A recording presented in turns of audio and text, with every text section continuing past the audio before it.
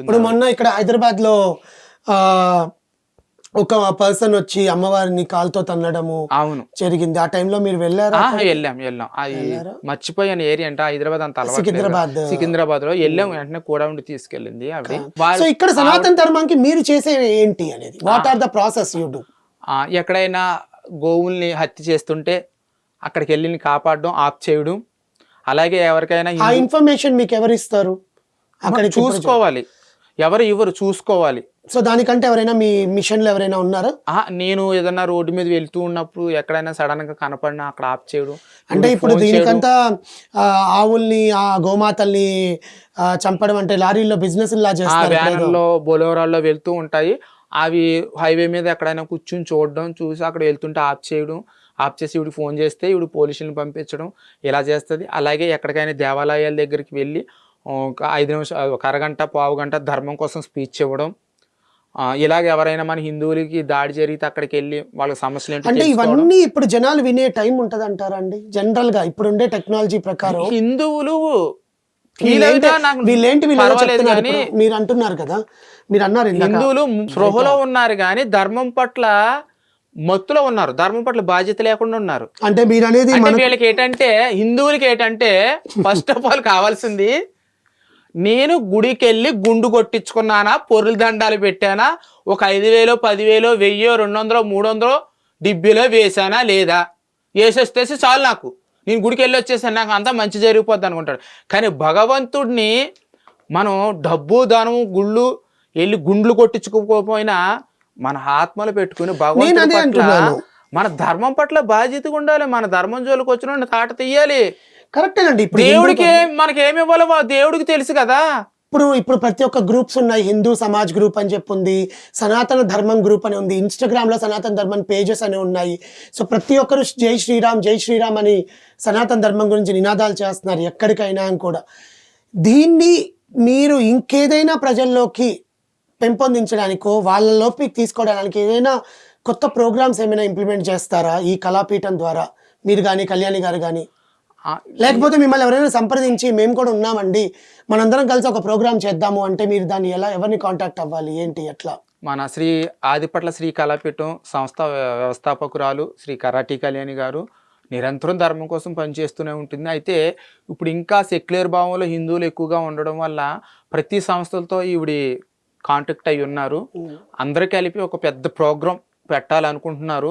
మన విజయవాడలో ఐందవ శంకరం ఎలాగైతే పెట్టారో అలాగే ప్రతి చోట ఈ హిందూ సంఘాలన్నీ ఏర్పరిచి ప్రతి చోట, ప్రతి జిల్లాలో ఒక్కొక్కసారి మీటింగ్లు ఏర్పరచుకోవాలని చెప్పేసి నిర్ణయాలు తీసుకుంటున్నారు. ఇంకా మనలో కూడా చాలా తెగలు ఉన్నాయి.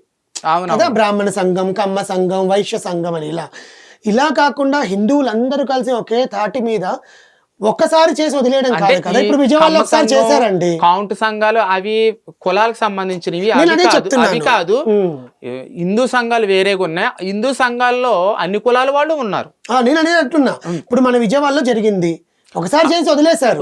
లేదు, నిరంతరం పెడుతుంటారు. ఇప్పుడు శ్రీ ఆదిపట్ల శ్రీ కళాపీఠం ఈవిడ ఏం పెద్ద కంకణం కట్టుకుందంటే ప్రతి చోట హరికథ చెప్పాలి అని ప్రతి ఒక్కరికి కాంటాక్ట్ చేసి, మీ దేవస్థానాల్లో కానీ, మీ గుడుల్లో కానీ, మీ ఎక్కడైనా సరే హిందూ ఫెస్టివల్ చేసినా సరే నాకు కాంటాక్ట్ చేయండి, నాకు ఎంత ఇచ్చినా పర్వాలేదు, ఆ డబ్బులతో నేను నా ఉపాధి కల్పించుకోను. నేను విజయనగరంలోనే వాళ్ళ సొంత ఊరుంది, అక్కడ పెద్ద శ్రీకృష్ణుని విగ్రహం పెట్టాలి, గోశాల కట్టాలి, భగవద్గీత చెప్పేటువంటి స్కూల్ ఏర్పాటు చేయాలని చెప్పి ఆవిడ కంకణం కట్టుకుంది. ఆ హరికథ చెప్పినటువంటి డబ్బులు వాళ్ళు ఎంత ఇచ్చినా సరే ఒక డబ్బాలు వేసి ఆవిడ దాస్తుంది గుడి కోసం, హరికథ చెప్పడానికి, హరికథ నేర్పించే స్కూల్ కోసం, భగవద్గీత చెప్పడానికి, గోశాలకి, శ్రీకృష్ణుడి విగ్రహం పెట్టడానికి ఇలా చేయాలని చెప్పి నిర్ణయించుకుని అందరినీ హరికథలు చెప్పమని చెప్పేసి నాకు చెప్పండి, నేను చెప్తాను, ధర్మం కోసం తెలుస్తుందని చెప్పి ఆవిడ పాపం నిరంతరం కృషి చేస్తుంది. ఇప్పుడు మీ దగ్గరికి ఎవరైనా వచ్చి మేము కూడా ఇలా, ఇప్పుడు నేనున్నాను, నా ఫ్రెండ్స్ ఉన్నారు, మేము కూడా వచ్చి మేము కూడా మీ దాంట్లో ప్రోగ్రాంలో పార్టిసిపేట్ చేస్తాము అంటే మీరు వాళ్ళని ఎలా నమ్ముతారు, ఎలా పెట్టుకుంటారు? అంటే వాళ్ళు ఎప్పుడైనా సరే ధర్మం కోసం పని చేసి ఉండాలి, రిస్క్ చేసి ఉండాలి. రిస్క్ అంటే ఒకరిని కొట్టేసి కాదు, చంపేయడం కాదు. అంటే నా ప్రాణం పోయినా పర్వాలేదు, నాకు ధర్మమే ముఖ్యం. అంటే మేము ధర్నాలు చేసేటప్పుడు, నిరసనలు చేసేటప్పుడు, మేము ఎక్కడ కార్యాచరణలు చేపట్టినప్పుడు కొంతమంది అన్యమతస్తులు మూకలు మేము మత విద్వేషాలు రెచ్చగొట్టామని చెప్పేసి లేనిపోని కళ్ళబోలు మాటలు చెప్పి అబద్ధాలు చెప్పి మా మీదే వాళ్ళు దాడి చేసి మేము దాడి చేసినట్టుగా సృష్టించి కేసులు పెట్టడానికి చూస్తారు. అలాంటి సందర్భాల్లో ధైర్యం చేసి ఉండాలి.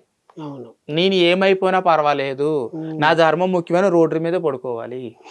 అలాంటి వాళ్ళు ధర్మం పట్ల బాధ్యత ఉన్న వాళ్ళు వస్తే మేము ఖచ్చితంగా మేము మా సంస్థల్లోకి తీసుకుంటాం. నేను కూడా అలా ఉన్నాను కాబట్టి, ఈ సంస్థలు అలా పనిచేశాను కాబట్టి, రాష్ట్ర హిందూ వాహిని సంఘటన సంస్థ చాలా పెద్దది, దేశవ్యాప్తంగా ఉంది. వారు నాకు రాష్ట్రానికి స్టేట్ వైస్ ప్రెసిడెంట్ పదవి ఇచ్చారు అంటే నేను నా ప్రాణం పోయినా పర్వాలేదు అనుకుని ధర్మం ముఖ్యం అనుకున్నాను కాబట్టి నాకు ఆ పదవిని అప్పగించి ధర్మం కోసం పనిచేయి మేము ఉన్నామని చెప్పి సపోర్ట్ చేస్తున్నారు. ఆయన సారు కృష్ణకిషోర్ గారు, గొర్రె శ్రీనివాసరావు గారు అని ఉన్నారు. ఆ సంస్థని ఇక్కడ మన ఆంధ్రాలో తెలంగాణలో పెట్టిన వారు, అలా మహానుభావులు నాకు నిరంతరం సపోర్ట్గా ఉంటారు. అలాగే ఆ సంస్థలో హ్యాండిక్యాప్టెడ్స్ ఉన్నారు. అనంతపురం జిల్లా ధర్మవరంలో ఆంజనేయులు గారు అని ఉన్నారు, ఇంకా హ్యాండిక్యాప్టెడ్స్ ఉన్నారు, ఒక 4-5 ఉన్నారు. వాళ్ళు కూడా ధర్మం కోసం పనిచేస్తున్నారు. వాళ్ళు పూర్తిగా నడవలేరు, ఒక 2 మనుషులు ఉంటే కానీ లేవలేరు వాళ్ళు. అటువంటి వాళ్ళు హిందూ ధర్మం కోసం పనిచేస్తున్నారు. అయినా సరే ఈ హిందువులకి సెక్యులర్ హిందువులకి సిగ్గురాదు. పూర్తి పురుషుడిగా ఉన్నావు, అవయవాలు బాగానే ఉన్నాయి, పూర్తి స్త్రీగా ఉన్న అవయవాలు బాగానే ఉన్నాయి. ఒక ట్రాన్స్జెండర్, ఒక ఇజ్రాన్ అయ్యుండి, ఒక హ్యాండిక్యాప్డ్ అయ్యుండి ధర్మం కోసం పనిచేసి ఆలోచిస్తున్నాం. మాకు ఉపాధి లేకపోయినా పర్వాలేదు అంటే మాకు ఫ్యామిలీలు ఉన్నాయి, హ్యాండిక్యాప్డ్స్ కి ఫ్యామిలీలు ఉన్నాయి.